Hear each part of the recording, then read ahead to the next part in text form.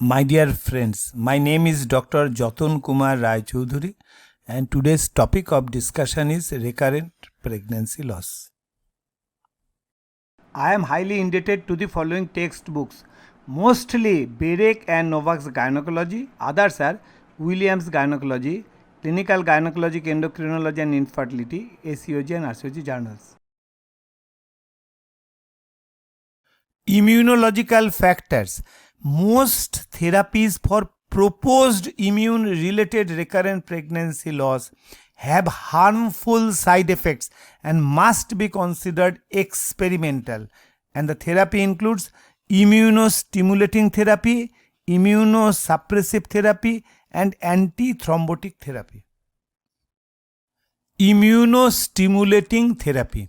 Leukocyte immunization. Stimulation of the maternal immune system using alloantigens on either paternal or pooled donor leukocyte has been promoted for patients with immunological recurrent pregnancy loss. One of the largest trial as a part of recurrent miscarriage study, that is REMIST study, demonstrated no efficacy. In addition, it poses a significant risk to the mother and fetus. Several cases of graft versus host disease and autoimmune and isoimmune complications have been reported, and its use in RPL is not clinically justified. Immunosuppressive therapy. Intravenous immunoglobulin IVIG contains pooled sample of immunoglobulin from a large number of blood donors. Therapy is expensive, invasive, requiring multiple IV infusion over the course of pregnancy. It has an immunosuppressive effect. However, the mechanism of immunomodulation is not known. It is used to curb the hyperimmune reactivity of the mother to the implanting fetus. However, the Cochrane review has reported that its use didn't alter pregnancy outcome in unexplained recurrent pregnancy loss and therefore not recommended. Progesterone. Progesterone has a natural immunosuppression and pregnancy protection effect. Progesterone either inhibits the Th1 response or causes a shift from Th1 to Th2 response. In an RCT of patients with recurrent pregnancy loss treated with vaginal progesterone 400 mg BD versus placebo, started no later than 6 weeks, didn't result improved outcome. Some research suggests an early start of progesterone and which gives some promising result also, and this therapy may be intramuscular or intravaginal. However, it may delay the ensuing menses. Vaginal progesterone provides better method of local immunosuppression while decreasing the systemic side effects. Intralipid infusion.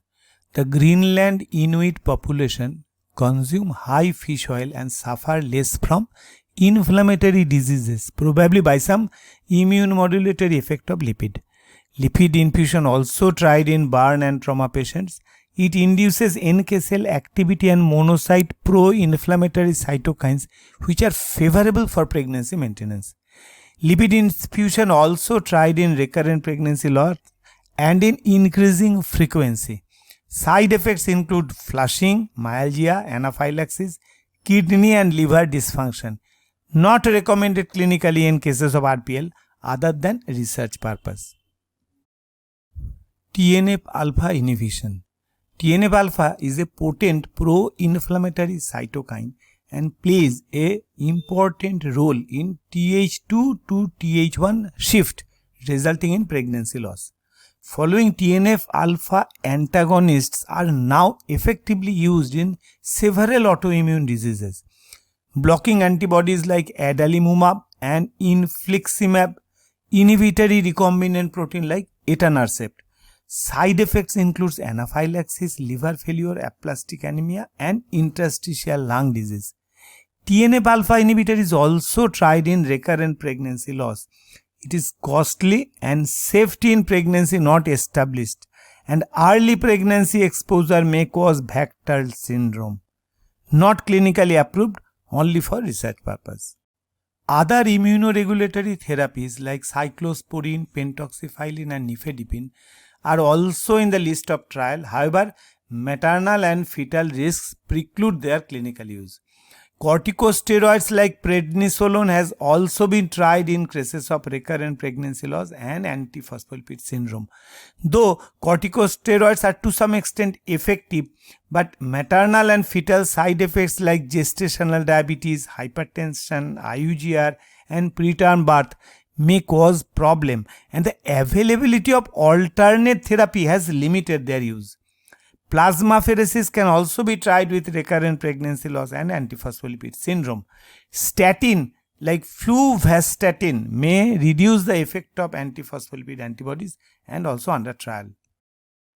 Antithrombotic therapy. A case of antiphospholipid syndrome can be managed either by immunosuppressive therapy, which addresses the underlying cause, or by antithrombotic therapy, which addresses the effect or the hypercoagulability. Now, the antithrombotic therapy is more effective and it is the popular therapy. A combination of low dose aspirin between 75 to 81 mg per day and subcutaneous heparin 5000 to 10,000 units twice daily during pregnancy is an effective antithrombotic therapy. The low-dose aspirin blocks the platelet-derived thromboxane A2 while sparing the vascular endothelial prostacyclin production. Heparin binds to antithrombin 3 and the activated antithrombin inactivates thrombin and factor 10A. In addition to its anticoagulant effect, it has direct immunomodulatory effect by binding to the antiphospholipid antibodies. Aspirin initiated before pregnancy for its beneficial effect on implantation, and heparin after confirmation of pregnancy, and both of them usually continued up to 36 weeks. Aspirin and heparin combination in antiphospholipid syndrome decreases recurrent pregnancy loss and increases live birth, but invites some complications like IUGR, preterm birth, PPROM, preeclampsia and abruptio placentae, which need ongoing surveillance. Other potential complications are gastric bleeding, osteopenia and thrombocytopenia.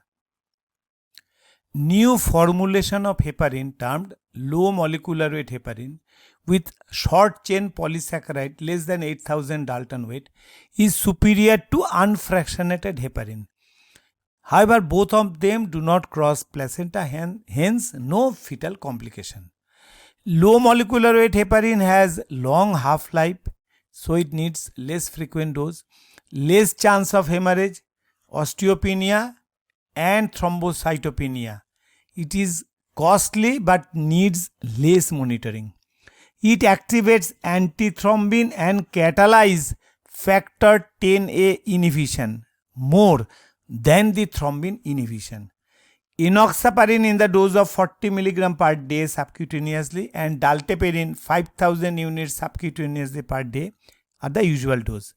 Two prospective studies found no difference between unfractionated heparin and low molecular weight heparin when combined with low dose aspirin. Heparin-induced osteopenia should be managed by adequate calcium, vitamin D, mild exercise and avoiding long bed rest. Heparin-induced thrombocytopenia, which is roughly 1 to 3% on unfractionated heparin. More commonly it is the type 1 or the reversible, and less commonly it is the type 2 or immune mediated. Platelet count should be monitored and condition reversed on discontinuation of unfractionated heparin. It is less common with low molecular weight heparin. Low dose aspirin is a popular drug nowadays and frequently used in pregnancy with recurrent pregnancy loss. There are no substantial evidence supporting its use in heritable thrombocytopenia or general recurrent pregnancy loss population. Low dose aspirin also is not effective in antiphospholipid syndrome unless used in combination with heparin. outside antiphospholipid syndrome, if low dose aspirin is used in early pregnancy, it should be used with caution, as it is associated with some fetal malformation, fetal intracranial bleeding, and isolated spontaneous abortion. Heparin therapy is variably used until the end of first trimester if the main concern is recurrent pregnancy loss only. Throughout pregnancy, if other risk of third trimester like PET and IUGR are anticipated, as in antiphospholipid syndrome. It is common practice to maintain heparin therapy up to 6 weeks postpartum if maternal thrombosis is anticipated. During labor, the dose may be reduced to 5,000 to 7,500 units BD. For elective cesarean section, heparin is stopped 48 hours before procedure. In emergency surgery, its action may be neutralized by protamine sulfate. If a personal history of venous thromboembolism present, or strong thrombophilic family history, or if a venous thromboembolism occurs during the index pregnancy, therapeutic anticoagulation with unfractionated heparin 10,000 to 15,000 units subcutaneously 8 to 12 hourly, maintaining the APTT at 1.5 to 2.5 times normal, or a low molecular weight heparin enoxaparin 40 to 80 mg subcutaneously twice daily, or dalteparin 5,000 to 10,000 units subcutaneously twice daily with monitoring the factor 10 level. Anticoagulation re-initiated after delivery up to 6 to 12 weeks postpartum. Postpartum anticoagulation may be by injection heparin or by oral anticoagulants. Breastfeeding is safe in both the two cases.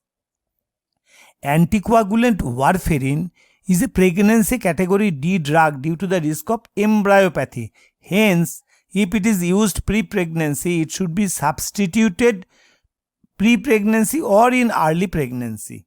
It may be reinstituted when indicated after 12 weeks for prosthetic heart valve or prior arterial thrombosis. Other drugs used for immunosuppression in antiphospholipid syndrome are corticosteroids, intravenous immunoglobulin, plasmapheresis, and statin, and they are already described.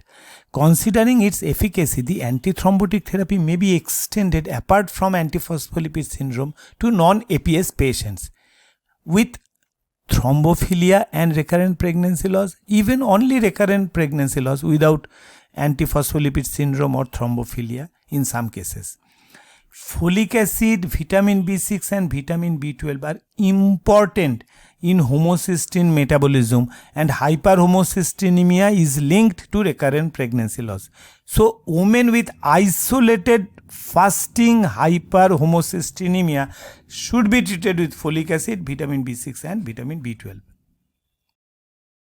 Psychological, as recurrent pregnancy loss causes huge emotional upset, acknowledgement of the suffering and caring and empathetic attitude is prerequisite to proper management. Observation shows that the chance of miscarriage is less once fetal cardiac activity is documented on transvaginal sonography, and nearly 60 to 90% recurrent pregnancy loss patients may achieve live birth after correcting the anatomical defect or the endocrinological defect or the adequately treated for antiphospholipid syndrome. So positive attitude has to be maintained. Thank you for your patient watching. If you like the video, please subscribe. Namaste.